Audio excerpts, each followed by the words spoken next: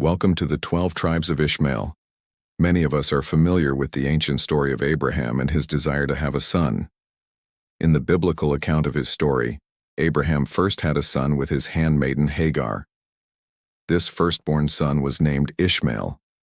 Abraham's second son Isaac was declared the son of promise. Welcome to the Bible Stories channel, your destination to explore the deep stories and profound messages of the Bible. Here we will delve into the sacred pages, unveiling timeless lessons and spiritual truths that have impacted generations. Prepare for a unique spiritual journey, brimming with wisdom and inspiration as we delve into the biblical narratives. Don't forget to activate the notification bell, give us a like, share, and comment, so we can continue spreading the divine message to more people. The Jews today claim descent from Abraham through this second son, Isaac. Few people today know what happened to the descendants of Ishmael. It is often assumed that they simply became the Arabs of the Middle East, but to most of us our knowledge stops there. The Bible gives us the following record. But as for Ishmael, I have heard thee. Behold, I have blessed him, and will make him fruitful, and will multiply him exceedingly. 12 princes shall he beget, and I will make him a great nation. Genesis 17:20. Now these are the generations of Ishmael, Abraham's son, whom Hagar the Egyptian, Sarah's handmaid, bore unto Abraham. And these are the names of the sons of Ishmael by their names according to their generations. The firstborn of Ishmael, Nebajoth and Kedar, and Adbeel, and Mibsam, and Mishma, and Duma, and Massa, Hadad and Tama, Jetur, Naphish, and Kedma. These are the sons of Ishmael, and these are their names by their towns and by their encampments, 12 princes according to their nations. Genesis 25:1-12-16. In 1932, David J. Gibson set out to map the chronologies of the Bible, and in doing so he was faced with the puzzle of what happened to the sons of Ishmael. In order to complete his chronology, he began a lifelong search for answers to this question. Years after his death, his son Dan Gibson took up the challenge and flew to the Middle East to continue the search. That search has now lasted over 30 years and has led him to many of the remote parts of Arabia. Dan has lived in the empty quarter of Arabia, climbed the mountains of Yemen, lived among the Hawaiiat of southern Jordan, and crossed the burning deserts of Saudi. He has also spoken to many of the great archaeologists who work in the Middle East and has examined countless books and theses, pursuing answers to this question. Below is a brief summary of what Dan's father started and what Dan has continued. The Muslim understanding of how the Bedouin tribes originated is outlined in the chart below. Some Bible scholars identify the Muslim Khatan as the biblical Joktan. See the founding of the nations chart. The biblical record of Ishmael gives us the names of the 12 sons, but no clue as to how they might be connected to the modern Bedouin tribes. This list is found in Genesis 25 and is later repeated in the 1 Chronicles 12:29-33. And these are their generations.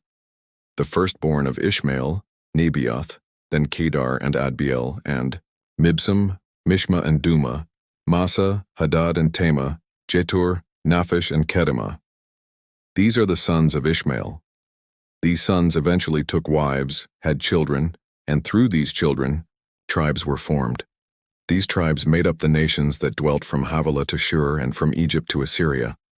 These descendants of Ishmael were not the sole tribes in the Arabian desert. Other tribes emerged from other sources. Some of these became the people of South Arabia, and others also wandered and settled in Arabia. For a chronology, see the founding of the nations chart. We will examine the 12 sons of Ishmael and try and determine what might have happened to them below. Nebajoth. More information is known about Ishmael's eldest son Nebajoth than any of the others. In the Bible, Kedar and the tribe of Nebaioth were renowned for sheep raising, Isaiah 67. Their names are frequently found together in Assyrian records. Nebajoth is specifically mentioned by the Jewish historian Josephus, who identified the Nabateans of his time with Ishmael's eldest son. He claimed that the Nabateans lived through the whole country, extending from the Euphrates to the Red Sea, and referred to this area as Nabatean, or the area that the Nabateans roamed in. Josephus goes on to say that it was the Nabateans who conferred their names on the Arabian nations. Jewish antiquities were under 22:1. Josephus lived and wrote when the Nabateans were in existence, and supposedly he obtained his information directly from the Nabateans themselves. These Nabateans spoke and wrote an early form of Arabic, and thus they were often referred to as Arabs by Greek and Roman historians. Previous to Josephus's report, Assyrian records tell us of King Ashurbanipal 668-663 BC, who was fighting with the Nabateans of Arabia. Then, in 703 BC, a group of Chaldeans and neighboring tribes rebelled against Sennacherib, the Assyrian ruler. The ancient records of Tiglath-Pileser III list among the rebels the Hagaranu, possibly the descendants of Hagar, the mother of Ishmael, the Nabatu, very possibly the descendants of Nebaioth, the eldest son of Ishmael, and the Kedarites, descendants of Ishmael's second son. According to these records, the tribes fled from Assyria into the Arabian desert and could not be conquered. The Assyrian kingdom eventually divided into the rule of two brothers, one the king of Babylonia and the other the king of Assyria. In 652 BC, conflict broke out between these two brothers, and in support of the Babylonian king, the Kedarites invaded western Assyria. As described in the records of Esarhaddon, the Kedarites were defeated and fled to Natnu, the leader of the Nabiad, for safety. Later, the Kedarites and the Nabiad attacked the western borders of Assyria, but were again defeated. After their defeat, Natnu's son Nuhuru was declared the leader of the Nabatu. 100 years later, the Zenon papyri from 259 BC mentioned that the Nabatu were trading Gurian and Manian frankincense, transporting it to Gaza and Syria. They transported their goods through the Kedarite centers of northern Arabia, Jaf and Tema. Early Nabatean pottery has also been found in locations on the Persian Gulf, along the coasts of Saudi Arabia and Bahrain, Tuwair, Zubaydah, Taj, and Ain Jawan. There are also ancient references to the Nabatu living along the western edges of the Arabian Peninsula and in the Sinai. These Nabatu were pirates who sailed the Red Sea plundering trading vessels. Later they established bases in several seaports including the port city of Ayla, modern-day Aqaba, which is only 120 kilometers from present-day Petra. While most of us think of the Nabateans as people who transported goods in the desert by a camel caravan, it has become increasingly evident that the Nabateans were also a sea-trading people. It is quite clear from the historical records that in 586 BC, as the Edomites began a gradual migration into Jewish lands that had been emptied by Nebuchadnezzar, the tribes of Arabia also began to move northward from their port city of Elah, Aqaba. It was only a short move inland for the Nabatu to occupy the quickly emptying land of the Edomites, eventually making it the heart of the Nabatean Empire. Although the chronology is not yet clear, it appears that some Edomites remained behind. Those that emigrated into Judea became known as Idumeans. These were some of the people that opposed the Jews during the rebuilding of the temple at Jerusalem under Ezra, and later the rebuilding of the city walls of Jerusalem under Nehemiah. In time, the Nabateans built an impressive civilization based on merchant trade. Their capital was originally the city of Petra, located deep in the sandstone mountains of southern Jordan. Later, the city of Basra in southern Syria also functioned as a royal city. The Nabateans built several other cities in the Negev. In northern modern-day Saudi Arabia, and in other parts of modern-day Jordan, in 106 AD, the Nabateans surrendered their empire to the Romans, and eventually their Nabatean distinctiveness disappeared.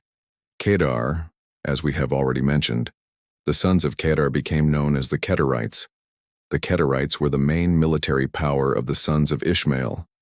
Isaiah speaks of Kedar's glory and her gifted archers. Isaiah 21:16-17, Ezekiel 27:21. Associates Arabia with all of the princes of Kedar, suggesting a confederation under their leadership. The Kedarites were in constant conflict with the Assyrians.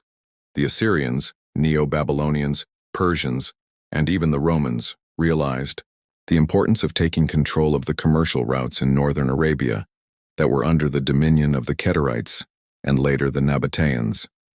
Nehemiah's opponent, Geshem the Arab, has been identified as one of the kings of Kedar from the mid-5th century BC, based on a number of North Arabian inscriptions regarding their religion. Assyrian inscriptions tell us that Sennacherib captured several Arabian deities in the Kedarite city of Duma. The chief deity was Atar Samain, or the morning star of heaven, the counterpart of Mesopotamian Ishtar.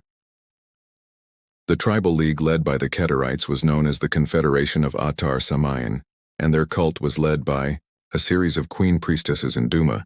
The rest of their pantheon of gods consisted of Dai, Nuhai, Ruldai, Ruta, Abirilu, and Atar Kuruma. Rock graffiti in the Talmudic language reveals that Ruta was known as the evening star, and Nuhai was the sun god, and they were worshipped in addition to Atar Simane, the morning star.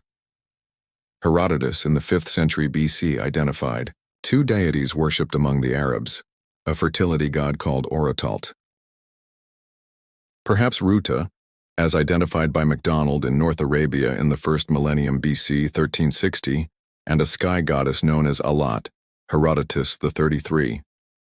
Later, Alat would be referred to in the masculine form as Allah. The Kedarites are mentioned in several passages in the Bible, always as nomads. Psalm 120 is a cry of distress. The speaker is fled and lives in a place called Meshech in the tents of the Kedarites. In Isaiah 42:11, Kedar is mentioned in a song of praise. In Jeremiah 2:10, the children of Israel are advised to check with Kedar and see if it is an ordinary thing for a people to forsake their gods and turn to others. Jeremiah 49:28 presents us with a prophecy against Arabia, Hazar, and Kedar, foretelling that Nebuchadnezzar, a king of Babylon, will destroy them. Ezekiel 27:21 is a lament over the city of Tyre. This passage mentions that Arabia and the princes of Kedar traded lambs, rams, and goats with Tyre. In the middle of the 4th century BC, the Kedarites seem to fade from history as the Nabateans come to the forefront. Adbil. The tribe of Adbil is often identified with the people in the land of Arubu, who became subjects to Tiglath-Pileser II, 744-727 BC. Their chieftain was called Idabi-Elu, and he operated as the Assyrian king's agent on the borders of Egypt. His tribe was said to have dwelt far away towards the west. From this reference, some historians have thought that the tribe of Adbil lived in the Sinai, Mipsum, and Ampamishma. Some historians have wondered if the descendants of Mishma founded the villages around Jebel Mizma. It is thought that these two tribes may have intermarried with the Semyonites and disappeared from history as a separate entity. I Chronicles 4:24-27. Duma is mentioned in the biblical records as a city in Canaan, Joshua 15:52. It is also associated with Edom and Seir in Isaiah 21:11. Duma is generally identified by historians with the Adirian Adumatu people. Asar Haddon's records relate how his father Sennacherib stuck against Adumatu in an attempt to subdue the Arabs. Sennacherib captured their king, Hazael, who was called King of the Arabs. Hazael is also referred to in one inscription of Ashurbanipal as King of the Kedarites. From a geographical standpoint, Adumatu is often associated with the medieval Arabic Duma el-Jandal, which was in ancient times a very important and strategic junction on the major trade route between Syria, Babylon, Najd, and the Hejaz area. Duma el-Jandal is at the southeastern end of Al-Jaf, which is a desert basin and often denotes the whole lower region of Wadi as Sirhan, the famous depression situated halfway between Syria and Mesopotamia. This area has water and was a stopping place for caravans coming from Tema before proceeding on to Syria or Babylonia. This strategic location effectively made the Duma the gatekeepers to North Arabia. The oasis in this territory was the center of rule for many North Arabian kings and queens, as related to us in Assyrian records, Massa. The records of Tiglath-Pileser III mention the inhabitants of Massa and Tema, who paid him tribute.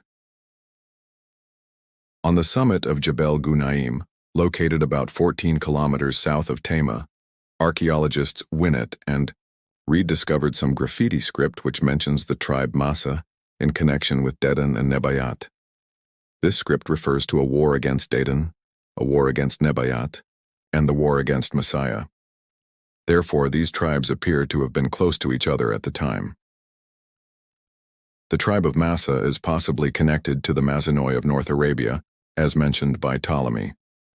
Those holding to the theory that the children of Israel crossed the Red Sea into Arabia identify El Masr as the place where the Israelites murmured.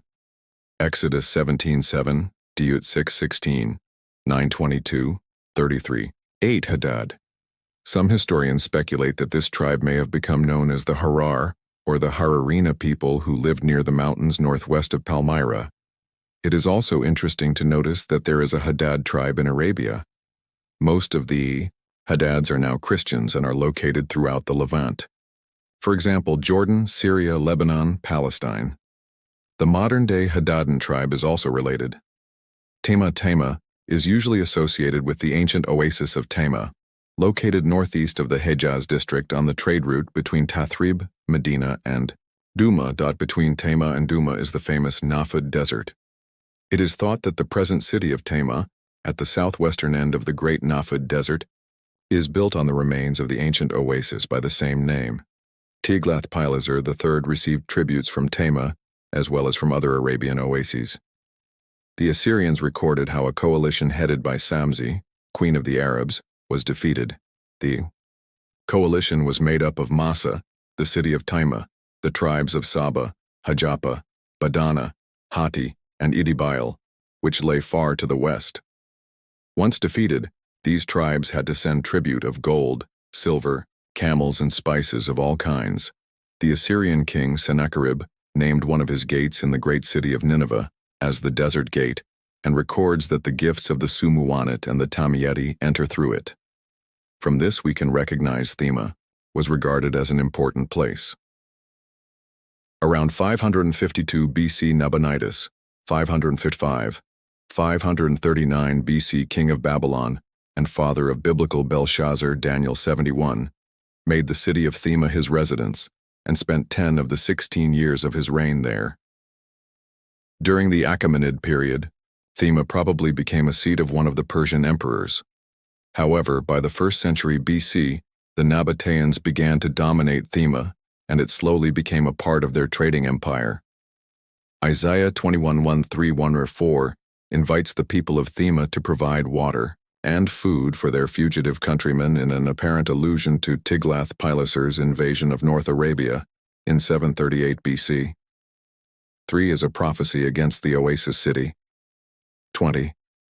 Job laments his fall from wealth and comments that the troops of Tema and the armies of Sheba, Yemen, had hoped for plunder, but now Job had nothing. Thank you for joining us on Bible Stories.